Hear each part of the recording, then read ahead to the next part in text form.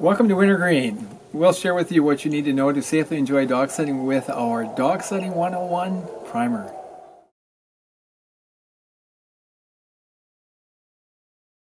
So number one on the do's, do learn the names of your dogs. Their names are on their collar tags and on their harnesses because you'll want to know your lead dogs out front, your swing dogs in the middle, and closest to your sled, your wheel dogs.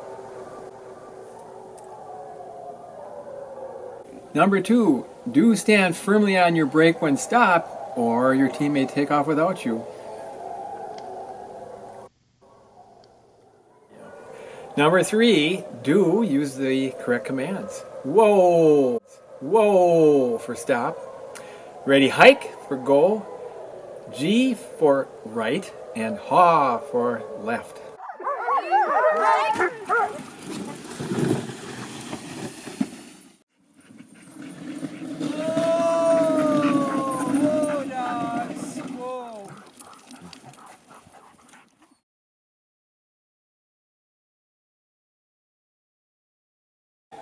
Do praise and encourage your dogs when they're pulling well, and do feel free to go up front and pet them when you're stopped, but only if your sled partner is firmly on the brake. Can you stay on the brake? I'm gonna go pet the dogs. Sure. Okay, got it? Yep. Hey, Vega! Oh, Dora, Lorenzo! Thor, good boy, Rocky. Do ride your brake if needed to keep 50 feet between you and the next sled or a skier. You don't want to run over your guides.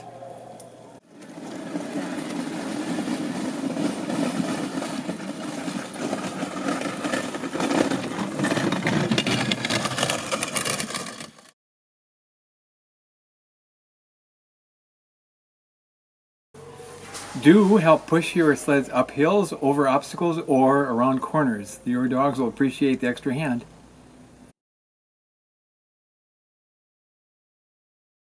Do ride your brakes when going down hills. The dogs aren't obliged to run too fast and might get hurt.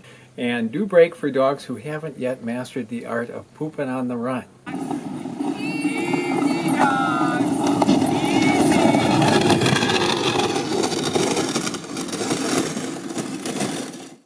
Do lean into hillsides and around corners to avoid having your sled tip over.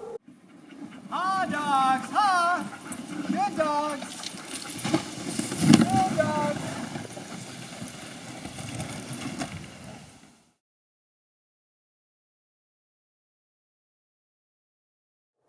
Do run alongside your sled whenever you're chilled. It's an easy way to warm up. I'm getting cold. I'm gonna run alongside, okay? Okay. Ready? Hike!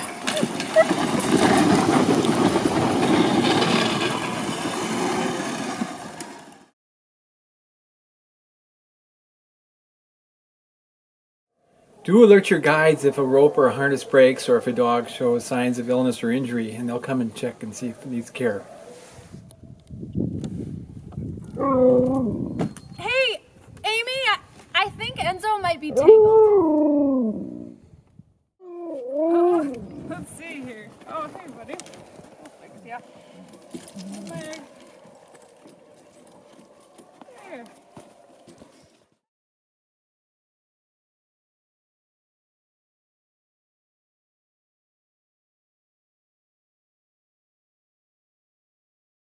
And now, the top 10 don'ts. Don't scream at your dogs to go faster. It won't help. They have their pace. Vega, come on, let's go, let's go, let's go. Come on, Vega. Faster, come Douglas, on, faster, faster. let's go, faster. Hike, Come on, let's go.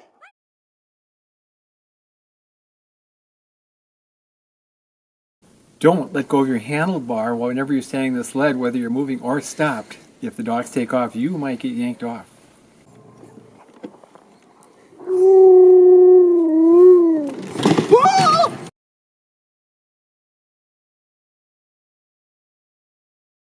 Don't panic if you lose your sled. Just yell, "Loose sled!" and the guides will take care of it for you. Oh, loose sled! Loose sled!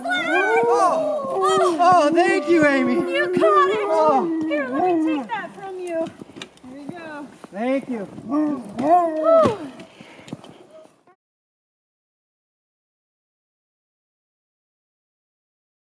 Don't stop a sled by holding on to the lead dogs. The dogs might bunch up and then they could get into a fight.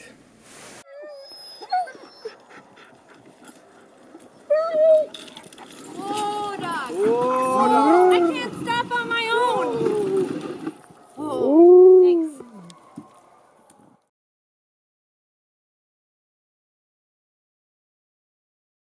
Don't let your teams pull up alongside another team. They get quite competitive and that could result in a fight.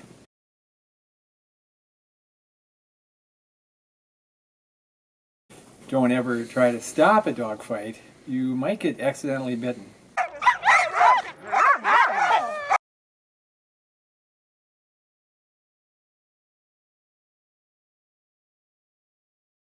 Don't handle a dog that is tangled or yelping in pain. As you know, any hurt animal is an unpredictable animal.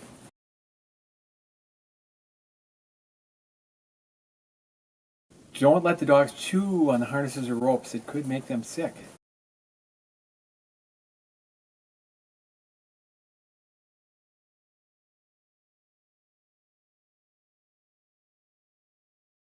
Don't forget to drink and eat snacks along the way so that you stay hydrated and warm.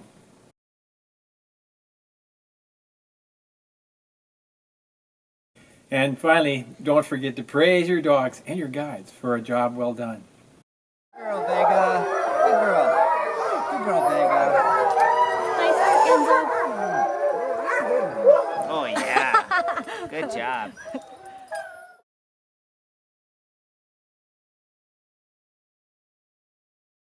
Hi, I'm Amy, one of the Wintergreen dog sled guides. So I'm just going to go over the parts of the sled with you. So right here we have the sled basket, and inside this fabric is the sled bag. So that's a great place to put your day pack, water bottles. If you have extra layers, you know, take off your jacket, put that in the sled bag. And then some more parts here in the front of the sled is the brush bow that acts kind of like the bumper of the sled. And then the sled is sliding on runners, kind of like skis on the bottom of the sled. And then this is the handlebar of the sled, so this is where you're holding on. And it's really important that you only keep your hands in this rear part where the black tape is, never out to the side. And you always want at least one hand on the handlebar. Okay, this is the platform where you stand. Hold on to the handlebar, and then the brake is just behind you here.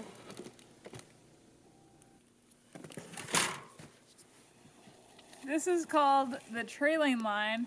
It just trails behind the sled when you're on the move, but we use it to tie the sleds off when we stop for lunch or a break. So I'm gonna wrap it around the tree and then back to the handlebars.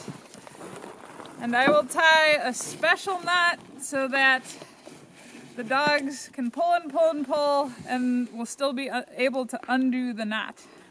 So I'm just gonna loop it through like that. And this is easy to undo if I just pull the tail. All right, so it's over the handlebar. I make the figure 4 shape here and then like that. And this way we can undo it by pulling the tail. And since we're stopped for a little bit, I'll just do a double. So there's another 4 like that.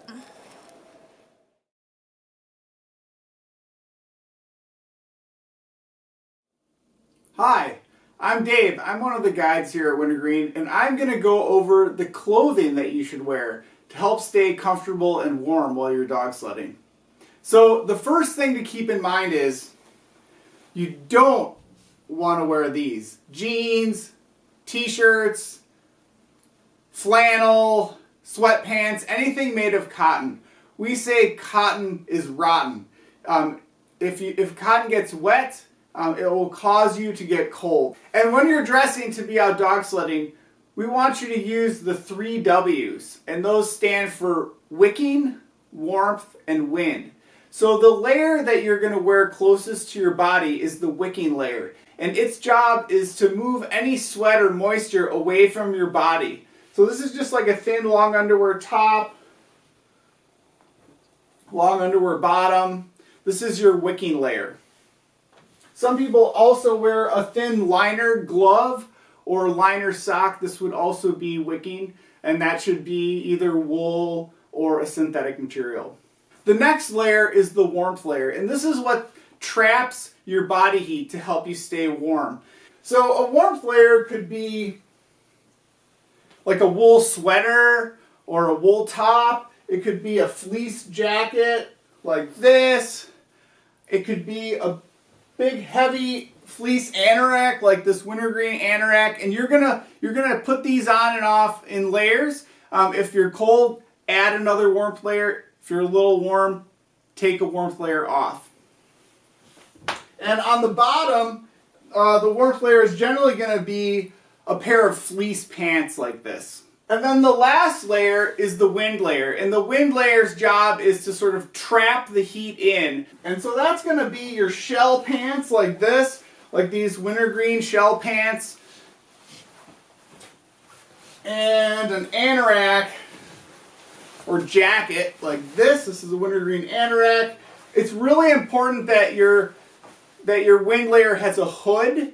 It can also be helpful to have like a big down jacket or a down vest, an extra warmth layer. When we stop for lunch, you can put that on to add extra warmth. So definitely bring a down jacket or big puffy jacket if you have one. Now, how about our hands and our feet? One of the most important things is keeping our hands and feet warm. Part of that has to do with making sure your body core stays warm by wearing your wicking, your warmth, and your wind layers properly. So you're going to want to have some warm socks. You may be wearing just one pair of thick socks, or maybe you'll wear several pairs. The key is that these should be synthetic or wool. We don't want any cotton in our socks whatsoever. And you don't want your boots to be too tight. And then we're going to have really big warm boots. And it's important that your boots have a removable liner like this. It's usually a wool liner that you can pull out and dry each evening so that you have dry boots to put on in the next morning before we head out dog sledding. So what are we going to wear on our hands? Well, the warmest thing is going to be mittens like these. So mittens keep our fingers together and help keep our hands as warm as possible. It's also really hard to do things like tie our shoes or take pictures with mittens on. So a lot of people will have a pair of mittens and also a pair of gloves. Gloves aren't quite as warm, but they provide more dexterity. You can also use these shake and bake hand and toe warmers. These are a great way to keep your fingers and toes warm. All you do is open the packet, shake it, and then it takes about 15 minutes to warm up. So before you put these in your boots, leave them exposed to air for 10 or 15 minutes before you're ready to put your boots on. So just get these ready as you're getting ready in the morning before you go outside. And you can use them in your boots. You can also use them in your mittens and gloves. It's important to have one or two warm hats. I like to have several different ones, sort of a lighter one and also a heavier one. And then you'll also want a scarf or a buff or something that you can cover your face with.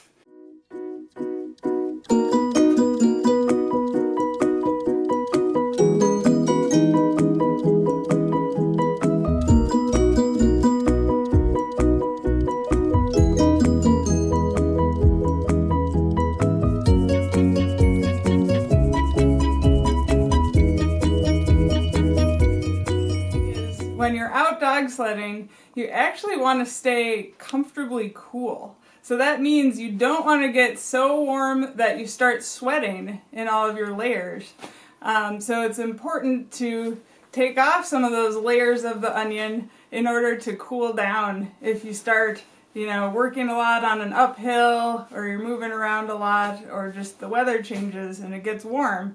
So one of the fastest ways to cool down is to vent your head and your neck. You lose a lot of heat through your head and your neck, but then also sometimes you just have to remove a layer or two.